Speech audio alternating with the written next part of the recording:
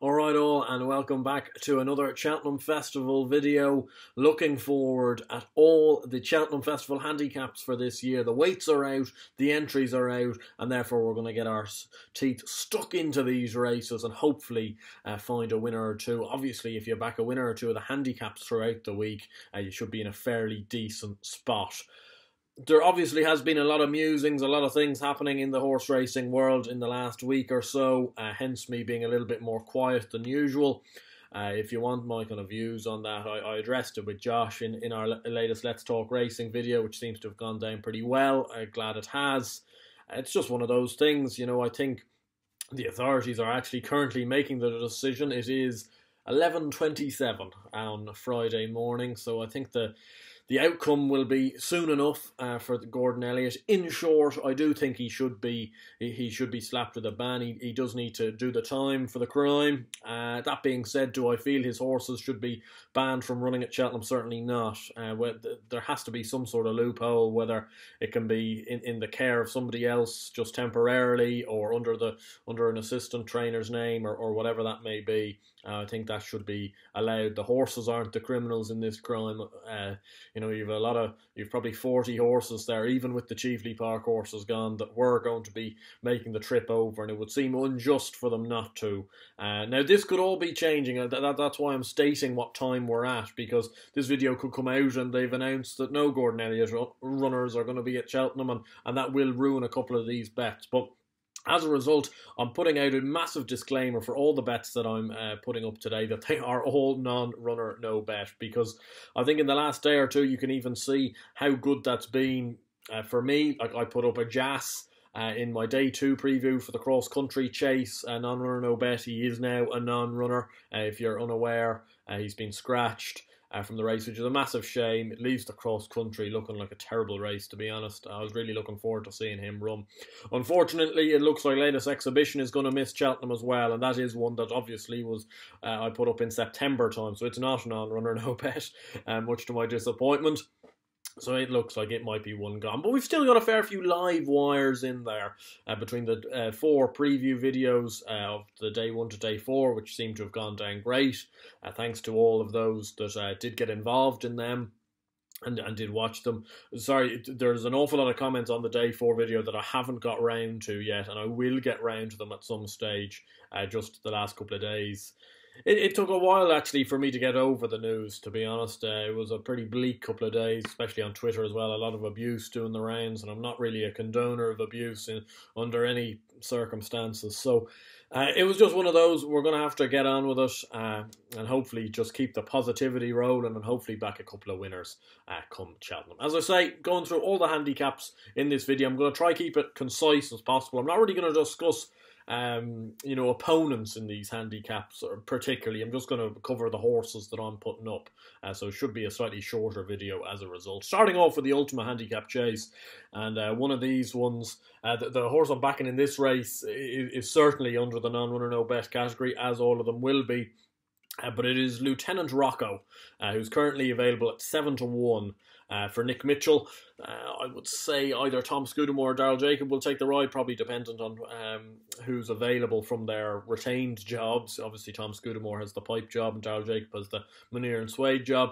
Probably one of those two will take the ride if they can. He's in here off a mark of 147, and I think that's not a bad mark for this horse over 3 miles. It's looked all year like he's needed a step up to 3 miles. He ran around Chepstow over 2 miles at the start of the year, where I actually backed him, and he came third in a beginners. He then went on to finish second to Fusel Raffles and third to Mazir des Obeaux in kind of small but select field novice chases. He was behind Mazir des Obeaux and Protectorate at Wincanton. He was behind Fusel Raffles, but ahead of Chantry House at Cheltenham. So some not bad form there, but he was stepped up to 3 miles at Foss last time out on heavy ground, and he won a novice chase there by 8 lengths, beating Nestor Park. Now, the general form of that's open to a fair bit of interpretation, but it was good to see that the step up to 3 miles did see this horse back winning races, and I think he's just a quality horse, to be honest. He was obviously in Tizard's care last year. He won a couple of nice novice hurdles around Chepstow, I believe, before running in the Albert Bartlett. He didn't run very well in the Bartlett, but he was only a 5-year-old running in the Bartlett, and 5-year-olds have a dismal record in the race. So I'd be able to put a line through that. He's been a silently progressive horse over fences this year, and I know he is a 6-year-old. This would be a first handicap for him, and it is maybe a little bit of a big task to overcome. But you look at the horses also at the top of the market, whether it's Happy Go Lucky or Ascaria 10, and they also lack a bit of kind of big field handicap experience. So you could make the argument for and against these horses. I think Lieutenant Rocco is a better horse than 147. The reason I stipulate this non-runner stuff is because I just don't know with Lieutenant Rocco, will they opt for the RSA or the Brown Advisory Novices Chase as it is. Nick Mitchell seems to be sitting on the fence a little bit with what he's been saying recently. He's been quite coy with his answers to it. It wouldn't surprise me if they just pitch him in the deep end in the Brown Advisory, because he has been campaigned like a very good horse this year, and that just does, you do run the risk slightly. It looks like Happy Go Lucky's definitely going to run in the race for Kim Bailey. I'm not sure about Ascaria 10. I think they're 50-50 between this and the National Hunt Chase. I suspect if Royal Pagaille ends up in the National Hunt Chase, like the exchanges would tell you he is, I suspect Ascaria 10 might run in the Ultima instead, because it looks maybe a slightly softer race as a result. But these are very competitive handicaps. Those are only 3 horses I've mentioned, and they're 3 near the top of the betting at that, but all would have their chances. But I'm siding with Lieutenant Rocco in this. I think he's a very good progressive horse. I know he's only a 6-year-old, but he does bring a bit of an unexposed element to it, and I do love unexposed horses in these festival handicaps. I do think they can sometimes slip under the radar, and I think off a mark of 147 he could be very, very interesting in this race if they do decide to take up this option. The second handicap and the final handicap on the first day is the Boodles Juvenile Handicap Hurdle, formerly known as the Fred Winter. I still think it's actually called the Fred Winter, but the sponsorship is the Boodles company. And I've been quite sweet on one for a while in this race, and I'm continuing to be so, and it's Druids Altar, who is currently best price 14-1 for Joseph O'Brien. I'd like to think the likes of a JJ Slevin or a Hugh Morgan might take the ride on him. He's got a mark of 135 over in England. The handicap weights came out on Wednesday, and I think that's a fair enough weight. He's 130 in Ireland. He's gotten £5. That's, kind of normal service really with an awful lot of these Irish horses. We'll get on to a couple of others later in the video that maybe weren't so harshly treated, but I think of 135, there's still work to be done with this horse. I think he's a progressive horse at this stage. He won his maiden back at the start of the year, beating a Jessica Harrington horse called Ilmig, who was actually not a bad stayer on the flat.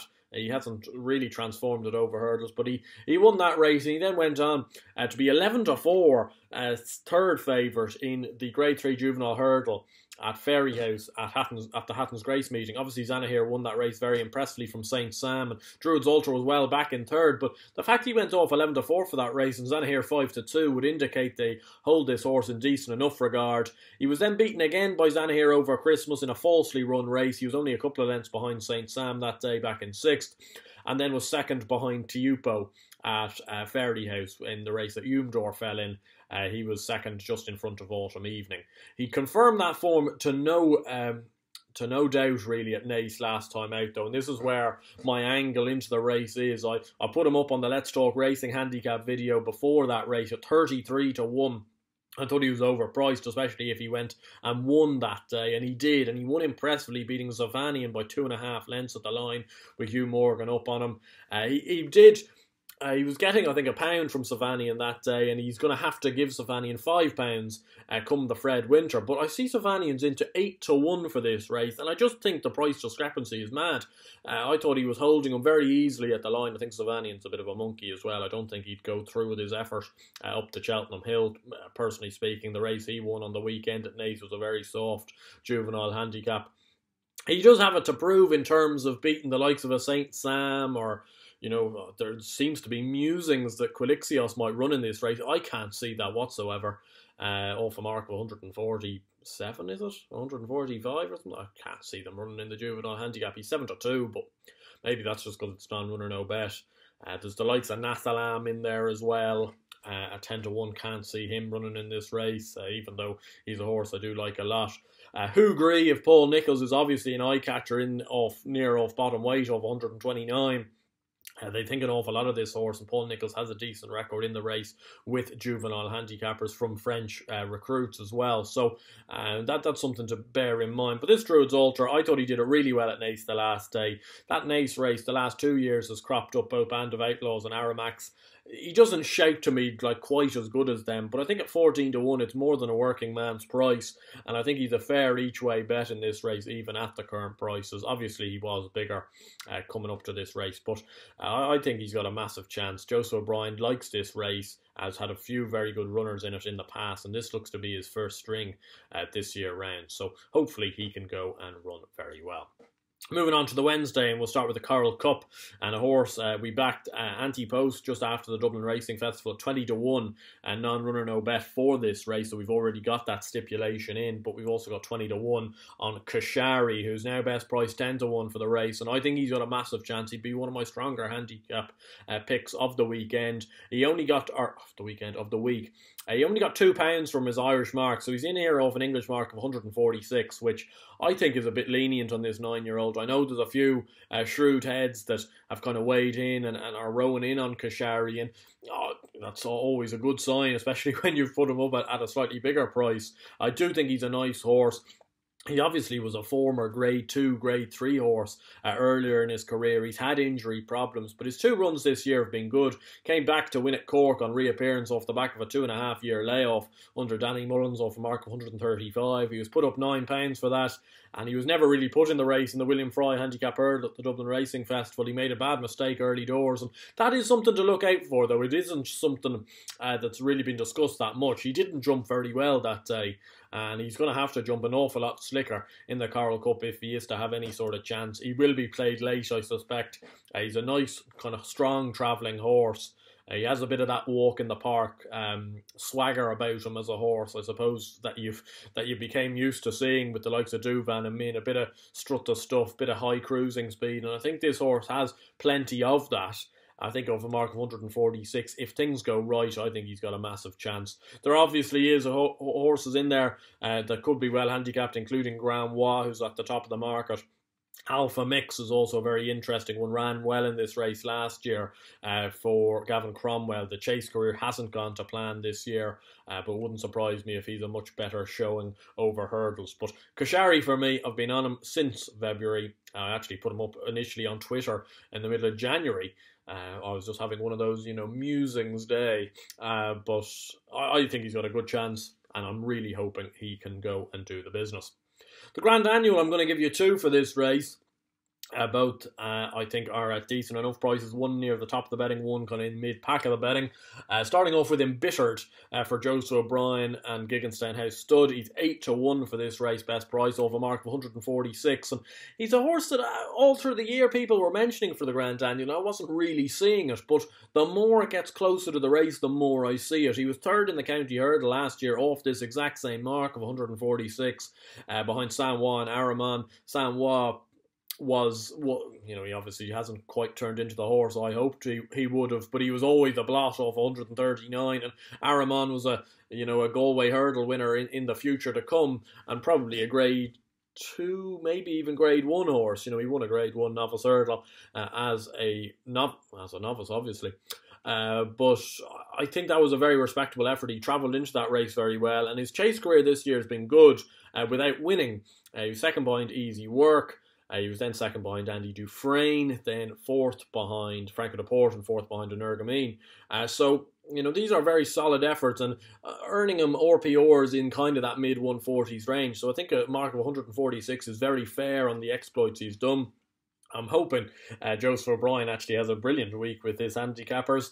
Looking at the horses I've now got, on the team, but I do believe Embittered has a very good chance, and I'm really hoping he might be able to do the job. Also in this race, it's one of those that they've obviously been campaigning for the race, and I don't know whether they've quite got him down to a mark that he could win off But I'm going to take the risk, and again, non-runner no bet at 14 to 1. You can get 16 to 1 in a place, but overall I'm going to take 14 to 1 because that's probably the price that the majority of you would be able to get.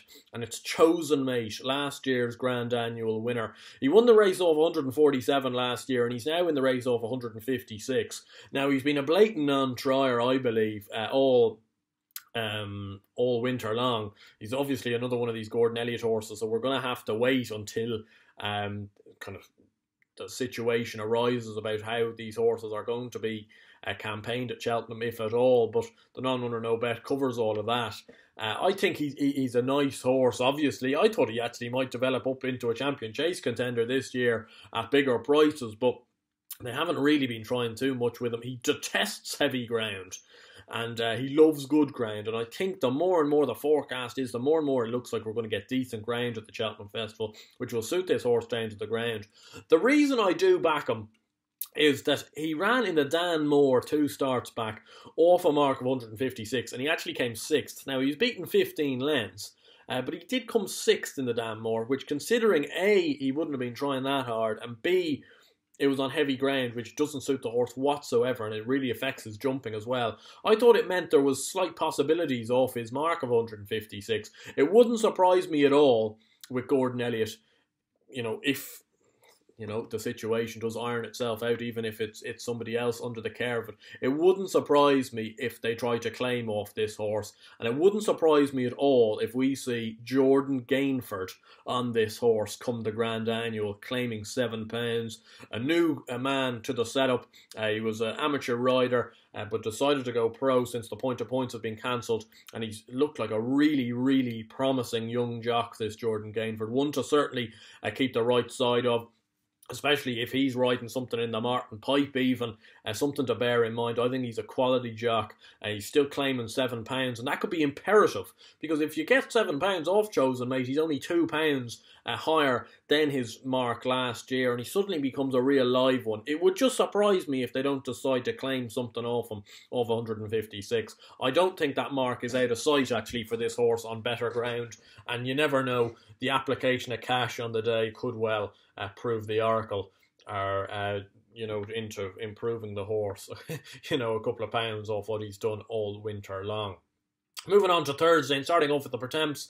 Again, 2 for you in this race, 1 at the top of the market, 1 at a bigger price. And I've really come around to Imperial Alcazar in this race, and I understand the price is probably gone at 6 to 1, or it's not a great price at 6 to 1. I shouldn't say the price is gone, because I am putting them up. I just think he's a very, very nice horse, and I know there's bad stats against horses that have won a Pertemps qualifier, but the way he won the Pertemps at Warwick was really, really impressive, and it's a little bit like the angle I'm trying to explore with Brave Man's Game in the Shallow, in terms of, yes, the race itself doesn't have a good record, but have you seen horses win races like that quite as impressively? I thought Imperial Alcazar absolutely hacked up at Warwick. He was given £8 for that, which I think is more than reasonable. He's in here off a mark of 147. All year, I was thinking I was going to back the Boss's Oscar in this race. When it came round to it, I'd back him. I just think he's woefully handicapped over 151. You look at this race, to carry a big weight, you're going to have to be a Grade 1, Grade 2 chaser in time. Presenting Percy won the Pertemps off 146 and Delta Work off 139, and they ended up being Grade 1 winning chasers, but won the Pertemps off reasonable marks. The Boss's Oscar's 151. Jeez, he's going to have to be a Gold Cup horse in future to be carrying 151. Like, he's going to have to be a proper Grade 1 chaser in 2 years' time for him to defy 151. Maybe he is that good, but I just think he is woefully handicapped. Another horse they may consider claiming off, perhaps. I know Gordon hinted at that at one stage, but it would be interesting to see. I think Imperial Alcazar, the Fergal O'Brien team have always had this horse down as a really good horse, and potentially one that may make up into a graded chaser in time. So the mark of 147, as much as it is a little bit stiff to be winning a race like this, I think it's more passable than the 151 on the Boss's Oscar. The one I'm just going to throw into you at a big price, and I'm really, really not sure whether this mare is going to run, and the guys that usually give out to me about my Paul Nolan and Ollie McKiernan bias will be having a field day with this one. But I saw on the At the Races preview night as well, last night, that Kevin Blake gave a word for Mrs. Milner, and she's certainly one to keep the right side of if they run in this race with her. The only thing that would put me off is that the Nolans only entered 2 horses over at Cheltenham, and it was Mrs. Milner in the Pertemps and latest exhibition for both the Brown Advisory and the National Hunt Chase. It looks like this exhibition won't run, and I'm there going, are they really going to bring Mrs. Milner over, just to run in the Pertemps? They're going to, bring one horse over? I don't know. It would surprise me if they did, to be honest. It really would surprise me. But that may change, and as I say, you're getting on Runner No Bet. So 25 to 1, I just think is too big.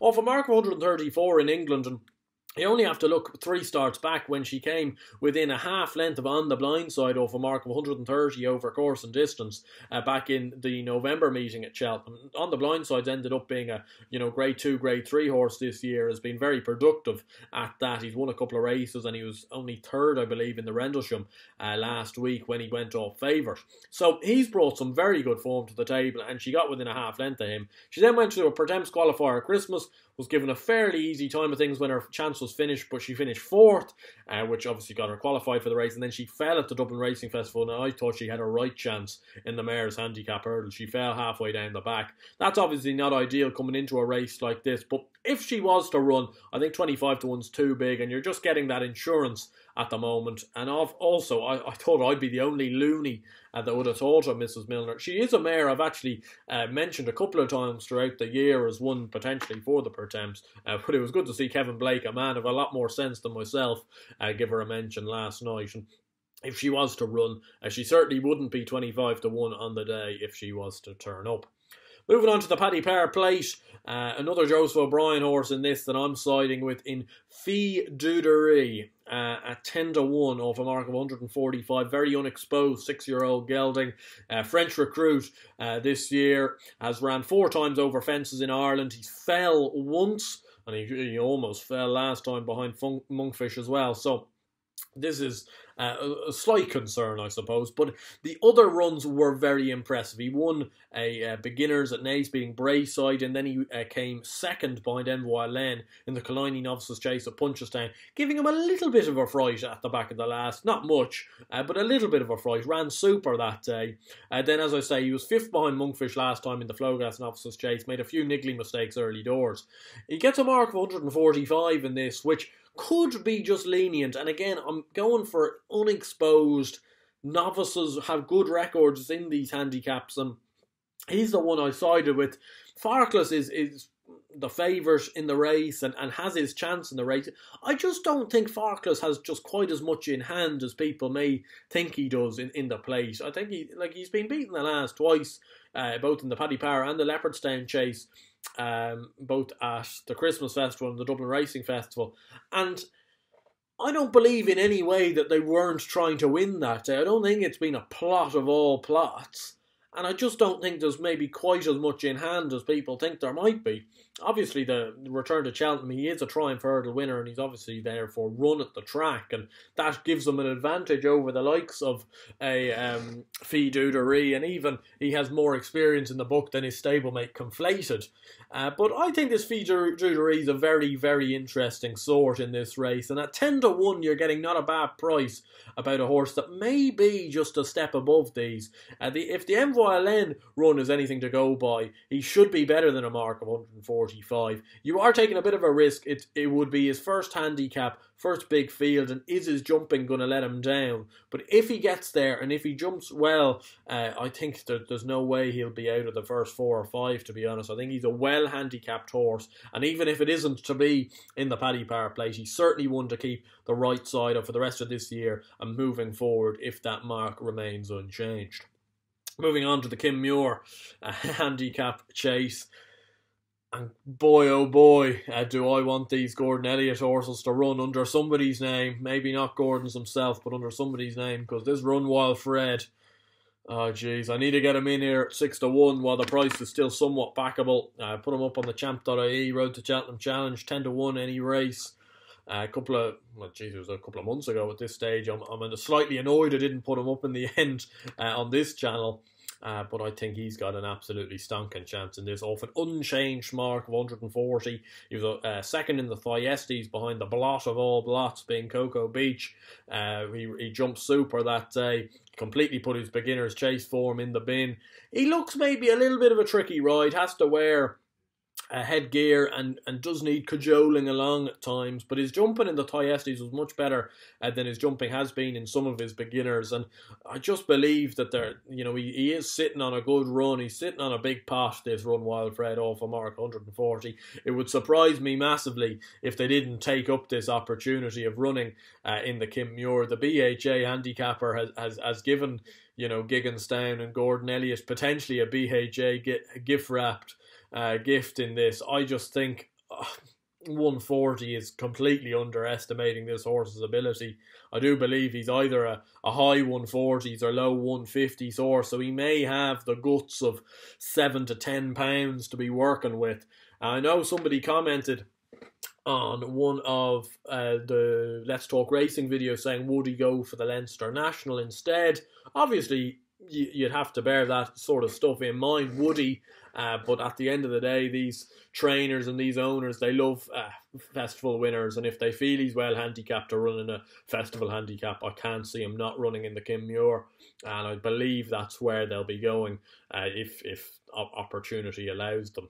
One that I'm also going to throw into this race, it's probably heart overhead at this stage, a horse I've backed over the cliff and back, absolutely admirable sort. Is he going to win? No. Is he going to place? Probably, and hence the 16-1 seems a bit big on Shantou Flyer. Also in here off a mark of 140.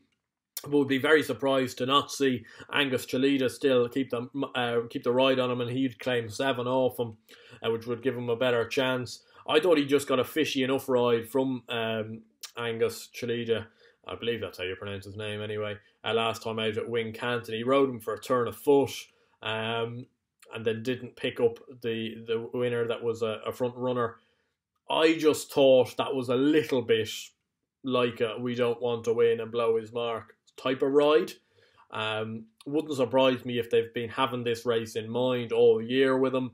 He's still a very nice jumper of a fence. I think the probably a conditional jock on him rather than an amateur jock on him will help. I just think he's got place possibilities at 16-1. I know he's an old stager. I know he was hunter chasing last year, but he's finished second in an Ultima. He's finished second and third in the last 2 renewals of the Fox Hunter, so he's got great festival form. He loves the track. He loves the course and distance. He's won a course and distance handicap as well a couple of years back, so he does love the place, and I do believe 16-1's just too big if you want an each-way bet in the Kim Muir. Moving on to the final 2 races on the final day, the Friday, starting off with the County Hurdle, and I'm on my knees to JP McManus. I know he's only got 1 entry in the Supreme, but JP hasn't won the Supreme in ages, and this horse won't win the Supreme. So do the right thing, JP, and run the Devil's Coachman in the County Hurdle. He's 10-1. You can get 12-1 in a couple of places. So 12-1 and non-runner no bet for the County Hurdle, the Devil's Coachman, off a mark of 145. This may well be another BHA gift, I believe. I just think I'll eat my hat if the Devil's Coachman isn't better than a 145 horse. He's ran 5 times. He's won 4. He won a good 4-year-old bumper last year. He won a maiden hurdle impressively at Cork. Was 5th in a Grade 1 bind appreciated at Christmas. Bit raw, bit green. Didn't quite do the job. Wasn't maybe ready for that step up. Won then at Navan, beating Visionarian, who ran an odd enough race the other day, actually. He didn't really frank the form too much because he came 6th or 7th in the end. I just don't think he stayed 2.5 miles. I think over 2 miles he'd be hard to beat off his handicap mark. And Riviera de Tel, who's not without her chance in the Boodles, Gordon Elliott's 4-year-old filly. And then he went on to punch us down and won a listed novices hurdle, beating French Light, I think it is, the American trained horse, who actually got thrown out of the race, but he beat him a couple of lengths and beat Fire Attack 3 or 4 lengths as well, who's in a lot of these handicaps as well. I thought he did that very impressively. He's a very professional horse, jumps well. I don't think a big field handicap would be of any issue to him, to be honest. He looks a very straightforward type of horse. And I think off a mark of 145, there's much more chances of him winning a county off that than winning the Supreme itself. If they do run at Cheltenham, I really beg the connections eye up this handicap mark as a potential good thing.